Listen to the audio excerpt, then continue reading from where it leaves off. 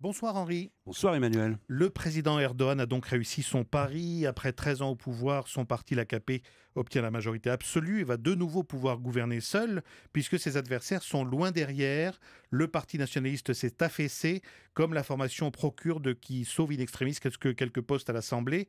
Et personne, franchement Henri, n'avait anticipé une victoire aussi éclatante. Non, effectivement, ce nouveau triomphe du parti islamo-conservateur est une surprise et une petite bérésina pour l'ensemble des instituts de sondage en Turquie qui avaient prévu une victoire de l'AKP, mais pas cette majorité absolue avec plus de 49% des suffrages.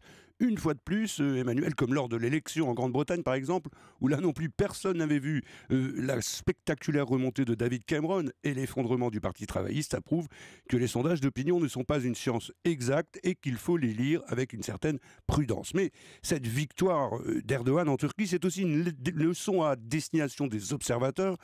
Elle nous rappelle que la Turquie, ce n'est pas seulement la rive européenne d'Istanbul et ses bars branchés, ni le centre moderne de la capitale Ankara, et pas seulement non plus les rues de Diyarbakir, le cœur du pays kurde, où les partisans du pouvoir sont assez rares, et encore moins en ce moment de tensions extrêmes avec les Kurdes. La Turquie, c'est avant tout le pays profond, le pays d'Anatolie, les banlieues des grandes villes, une économie d'artisanat, un tissu de petites et moyennes entreprises et surtout un électorat majoritairement conservateur et religieux. Alors, avec sa gouaille de tribun populiste, ponctuée de références à l'islam, la grande force d'Erdogan, c'est d'avoir toujours su parler à cette Turquie profonde, et c'est encore ce qu'il vient de prouver. Et pourtant, l'AKP avait perdu la majorité absolue il y a quelques mois, en juin dernier.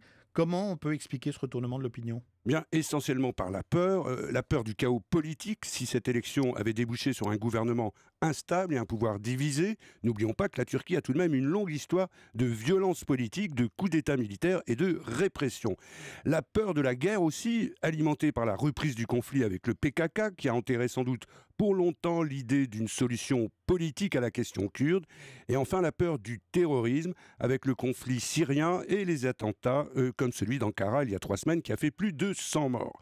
Le président Erdogan a su parfaitement jouer de toutes les fractures de la société turque, parfois même en les attisant, afin d'apparaître comme le seul garant de l'ordre et de la stabilité. Sa poigne, ses discours à l'emporte-pièce ont séduit une bonne partie de l'électorat nationaliste et la violence du PKK a détourné aussi une partie de la classe moyenne du HDP, ce nouveau parti pro-kurde et moderniste qui avait changé la donne électorale en juin dernier. Il n'en fallait pas plus pour que l'AKP remonte son handicap et reprenne le gouvernail de la Turquie en restant, comme toujours depuis 13 ans, seul à la barre. Alors la question qu'on se pose maintenant, Henri, est-ce que cette victoire va donner au président Erdogan les mains libres pour instaurer un régime présidentiel comme il le souhaite ? Bien, légalement non, puisqu'il ne dispose toujours pas du nombre de sièges suffisants pour imposer au Parlement un référendum sur la Constitution.